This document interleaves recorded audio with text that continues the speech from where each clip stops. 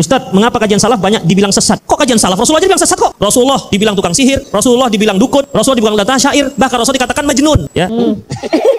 Kok pintermu keblinger toh?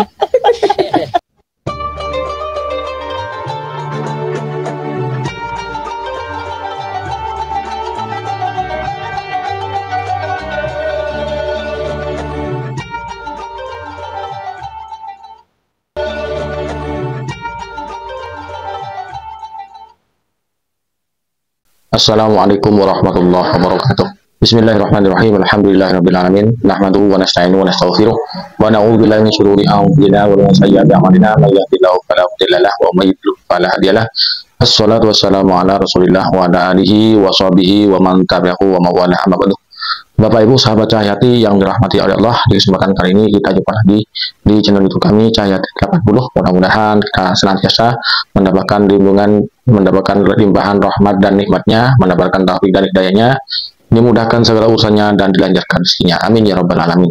Tak lupa kami ucapkan terima kasih kepada para sahabat, para pemirsa yang telah mendukung channel kami. Jazakumullah khairan. Bagi pemirsa yang baru menemukan channel kami, jangan lupa tekan tombol subscribe-nya, nyalakan tanda loncengnya, klik tanda jempolnya, dan tinggalkan komentar di bawah video ini. Bapak Ibu sahabat Cahyati yang dirahmati Allah, Wahabi ini adalah kelompok yang menamakan diri Salafi. Ya. Jadi mereka mengaku mengikuti mazhabnya ulama salaf, tapi tidak jelas ulama salaf mana yang diikuti. Dan mereka mengaku amaliyahnya paling identik dengan Rasulullah, paling sunnah, paling nyunnah. Sehingga ustadz-ustadz mereka dinamakan ustadz sunnah, kajiannya kajian sunnah, dan juga kajiannya dinamakan kajian salaf. Mereka menyamakan perjuangannya itu disamakan dengan Rasulullah, padahal jauh beda antara perjuangan Rasulullah dengan perjuangan Salafi Wahabi.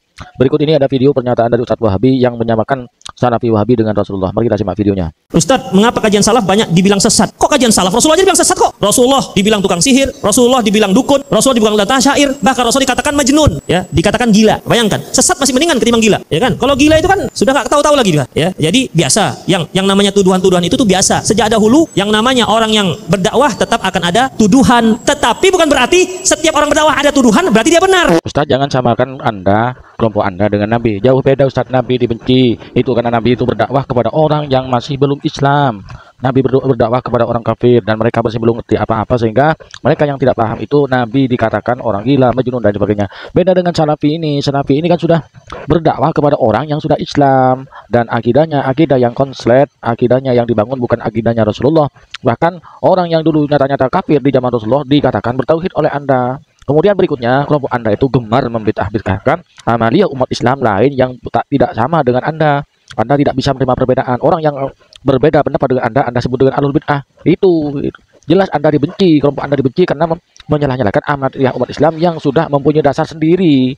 Ada sebagian pihak yang ketika berdakwah kemudian menghadapi kayak tribulasi atau ditolak atau kemudian dimusuhi oleh masyarakatnya, itu kemudian ngomong kayak gini, ya Nabi aja dimusuhi, wajar maka saya dimusuhi. Di satu sisi kalimat ini ada benarnya, tapi tidak mutlak benar. Nabi SAW ketika beliau berdakwah dimusuhi, ingat yang musuhi siapa? Yang musuhi adalah musyrikin Mekah. Terus yang kedua, apakah Rasulullah kasar? Apakah Rasul itu melakukan kezaliman? Tidak sama sekali. Sekarang kita lihat, yang pertama yang kita dakwahi kaum muslimin, orang-orang Islam. Bagaimana mungkin orang Islam kita samakan dengan orang-orang kafir? Yang kedua, Rasulullah SAW itu ditolak memang karena jahatnya si penolak. Ini kan sesuai dengan apa? Tingkatan ujian dalam berdakwah. Semakin tinggi posisi seseorang, tentu ujiannya semakin besar kan gitu ya. Nah, sehingga walaupun caranya sudah terbaik, lembut, kemudian tidak mendolimi, bahkan cenderung berkorban dengan segala hal, beliau tetap dimusuhi, ya wajar. Ya, Rasulullah itu yang dihadapin adalah para musyrikin Mekah. Sedangkan kita, ya kita ini ditolak karena sifat kasar kita, mau menang sendiri, bahkan tidak mau menempuh uslub atau metode yang terbaik kan gitu. Nah, ini maksudnya ya kawan sekalian. Kita tidak boleh melempem, patah arang gara-gara ditolak. Wong Rasul juga ditolak, tapi bukan berarti menjadi pembenaran atas perilaku kasar kita, perilaku zalim kita kepada mad'u gitu. Sahabat Cahyati yang dirahmati Allah, demikianlah konten yang kami persembahkan pada kesempatan kali ini.